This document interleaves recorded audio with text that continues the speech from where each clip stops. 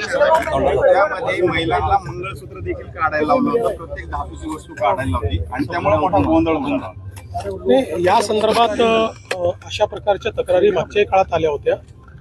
आता इथे हे का झालं या संदर्भात निश्चितपणे मी माहिती घेईल, पण मागच्या वेळी ज्यावेळेस अशा प्रकारचा विषय झाला होता त्यावेळेस परीक्षा कंडक्ट करणाऱ्यांनी सांगितलं होतं की अनेक अशा प्रकारचे अनुभव त्यांना आले की वेगवेगळ्या गोष्टींमध्ये काही इक्विपमेंट लपवले जातात आणि त्यातनं चिटिंग केलं जातं। तथापि अशा पद्धतीनं करणं हे योग्य नाही आहे। त्यामुळे या संदर्भात आधीच याची काळजी घेणं हे गरजेचं असेल, योग्य सूचना दिल्या जातील आणि याची चौकशी केली जाईल। दावसमध्ये एकंदरीत किती आणि महाराष्ट्रामध्ये नगरमधलं पहिलं आहे का ठिकाणी उपकरणे होते? एकूण नगर जिल्ह्यामध्ये 11,000 म्हणजे जवळपास 12,000 कोटीची गुंतवणूक ही आपण दावोसमध्ये यावर्षी त्याचे करार केले आहेत।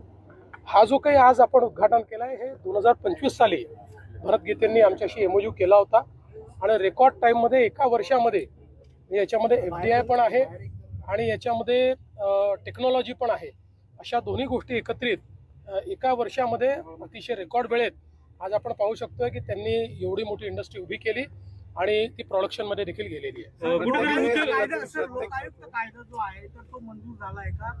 लोकायुक्त कायदा मंजूर झालेला आहे आणि त्याच्या पुढच्या प्रोसेसही सुरू झालेल्या आहेत। त्या कायद्याने लोकायुक्त सिलेक्ट करण्याकरता ज्या काही प्रोसेसेस सांगितलेल्या आहेत ते ऑलरेडी सुरू झालेले आहेत। कुठेतरी उद्योगांना जे त्रास दिला जातो असं आपण भाषणामध्ये म्हटलं, उद्योगांना कुठेतरी त्रास मध्ये मला इथनं काही तक्रारी आल्या होत्या, त्यानंतर मी पोलिसांना सांगून त्याच्यावर कारवाई पण केली होती आणि म्हणून मी स्पष्टपणे सांगितलं उद्योग वाढायचे असतील तर कायदा सुव्यवस्था पाहिजे आणि कोणी जर त्रास देणार असेल उद्योजकांना तर आम्ही त्यांच्यावर कारवाई करू।